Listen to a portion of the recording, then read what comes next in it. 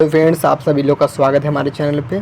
तो आज मैं 2 पेज लेकर आया हूँ। ये पहला पेज है, इसके बाद एक और पेज है जहाँ पे मैं आपको बताऊँगा कि एग्ज़ाम जो आप देने जा रहे हैं नीट यूजी का, तो उससे पहले आपको क्या नहीं करना है एग्ज़ाम सेंटर पे, और एग्ज़ाम सेंटर पे आपको कैसे सॉल्व करना है, और एग्ज़ाम सेंटर पे आप लोग क्या क्या ले जा सकते हैं। कई लोगों को कुछ प्रॉब्लम्स होते हैं, तो क्या आप एग्ज़ाम सेंटर पे ले जा सकते हैं और क्या नहीं ले जा सकते हैं, इसके बारे में डिस्कशन करेंगे। और कुछ डिस्कशन करेंगे हम लोग यहाँ पे कि आप लोग को एग्ज़ाम सेंटर पे जाते समय वहाँ पे क्या चीज़ को नहीं ध्यान देना है और कैसे सॉल्व करना है पेपर।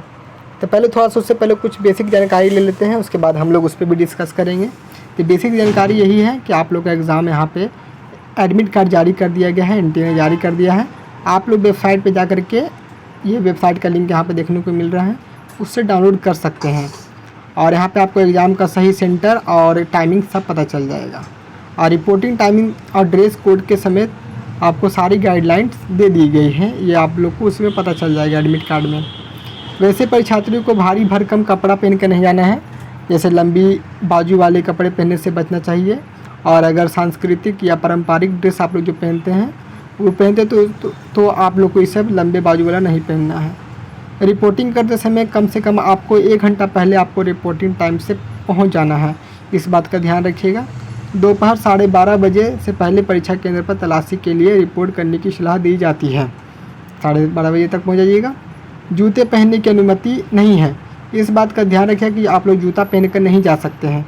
चप्पल या फिर सैंडल पहनने की अनुमति है, ये सब परमिशन कर दिया गया है। अगर आप लोग नीट यूजी में अच्छा नंबर लाते हैं, पास करते हैं, तो इससे आपको देश भर के एम्स के साथ साथ मेडिकल कॉलेज में प्रवेश करने का एक सुनहरा अवसर मिलता है। चलिए कुछ जान लेते हैं अब एग्ज़ाम टिप्स के बारे में। जैसा कि प्री एग्ज़ाम डिस्कशन से बचने के लिए यहाँ पे कहा गया है, तो इसका मतलब क्या होता है प्री एग्ज़ाम डिस्कशन, इसके बारे में हम लोग जान लेते हैं। प्री एग्ज़ाम डिस्कशन वैसा ही होता है जैसा कि कई सारे आप लोग देखेंगे, जब आप लोग एग्ज़ाम सेंटर पे जाते हैं तो कुछ बच्चे होते हैं जो वहाँ पे डिस्कशन करते रहते हैं कि उन्होंने कौन से चैप्टर पढ़ा है, कौन से चैप्टर पे ज़्यादा ध्यान दिया है, और ये भी डिस्कशन करते हैं कि कौन से पेपर ज़्यादा सवाल आता है कौन से चैप्टर से। ये सब डिस्कशन आप लोग नहीं कीजिएगा, क्योंकि इससे अगर आप लोग सुनते हैं सामने वाला कुछ ज़्यादा हाँक देता है तो आपको उससे प्रॉब्लम हो जाता है, आपका पेपर वहाँ से मूड ख़राब होने की वजह से पेपर भी ख़राब हो जाता है। प्री एग्ज़ाम डिस्कशन से एकदम बचना है। कोई बात कर रहा है उससे एकदम दूर हो जाइए। वो किताब लेके पढ़ रहा है तो उसको भी एकदम इग्नोर कीजिए। बहुत लोग होते हैं कि एग्ज़ाम सेंटर पे भी किताब लेकर जाते हैं, वहाँ पे पढ़ाई करते रहते हैं कुछ देर पहले, ये सबसे बचना है। अब यहाँ पे और क्या, आपको एग्ज़ाम सेंटर में अगर आप लोग एंट्री कर गए हैं एग्ज़ाम हॉल में, तो आप लोग को क्या क्या वहाँ पे चेक करना है। सबसे पहले आप लोग चेक करें कि आपको जो सीट मिला है वहाँ कोई पर्ची नहीं फेंका हुआ है, च्युइंगम का कुछ साटा नहीं हुआ है, ब्लूटूथ ना रखा हुआ हो।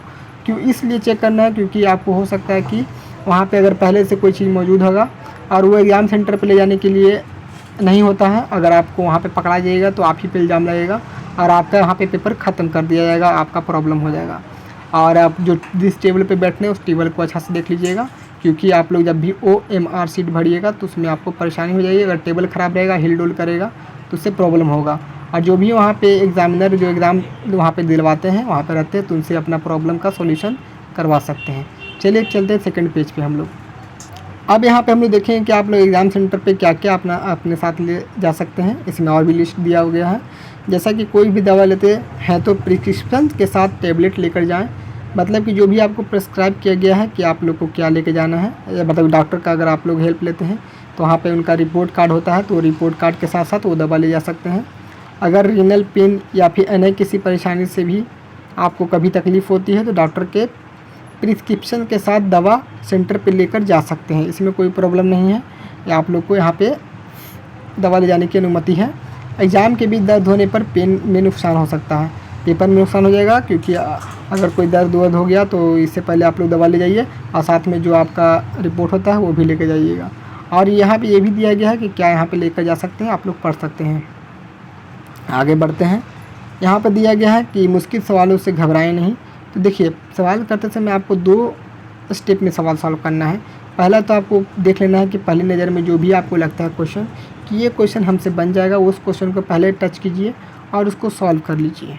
फिर जो क्वेश्चन आपको लग रहा है, जो लाइनिंग में आपको क्वेश्चन नंबर 1 किए, क्वेश्चन नंबर 2 किए, क्वेश्चन नंबर 3 आपको लगा कि अरे भाई ऐसा क्वेश्चन नहीं किया, थोड़ा हार्ड लग रहा है, टाइम कंज्यूमिंग है, तो उसको छोड़ दीजिए।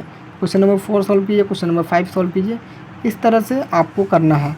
और जो आगे कैलकुलेटिव क्वेश्चन और जो कंसेप्चुअल क्वेश्चन होते हैं उनको आप लोग सेकेंड राउंड में कीजिए। पूरा टच हो गया क्वेश्चन, पूरा जितना भी क्वेश्चन आपका रहता है कंप्लीट हो गया। अब जो बचे हुए क्वेश्चन से हार्ड क्वेश्चन उनको आप टच कीजिए, तो उससे आपको फ़ायदा होगा। और साथ में एक बात का ध्यान रखिएगा कि नेगेटिव मार्किंग जो होता है उसका भी ध्यान रखिएगा, क्योंकि नेगेटिव मार्किंग इसमें रहता है। हिंदी मीडियम के छात्र के लिए पेपर हिंदी और अंग्रेजी दोनों में आता है। आप लोग कन्फ्यूज हो तो आप लोग इंग्लिश में भी चेक कर सकते हैं। हिंदी मीडियम वाले आप लोग इंग्लिश में भी वहाँ पे चेंज करके चेक कर सकते हैं। और यहाँ पे बताया गया है कि जो भी हार्ड सवाल आते हैं उसमें घबराएं नहीं, पहले आसानी सवाल जो है उसको सॉल्व कर लें। और चलिए एक और इम्पोर्टेंट अपडेट ये है कि ओएमआर सीट पर स्याही ना लगे। इसका मतलब यह है कि इन्विजिलेटर बीच में थंब इम्प्रेशन लेने के लिए आपके पास आएंगे, आपका अटेंडेंस बनाते हैं वहाँ पे। इस वक्त ध्यान रखें कि इसकी इंक ओएमआर सीट पर ना लगे। ओएमआर पर बिल्कुल कटा पीटा ना करें। इन्विजिलेटर को जिम्मेदारी पूर्वक ओएमआर सीट आपको सौंप कर जाना है।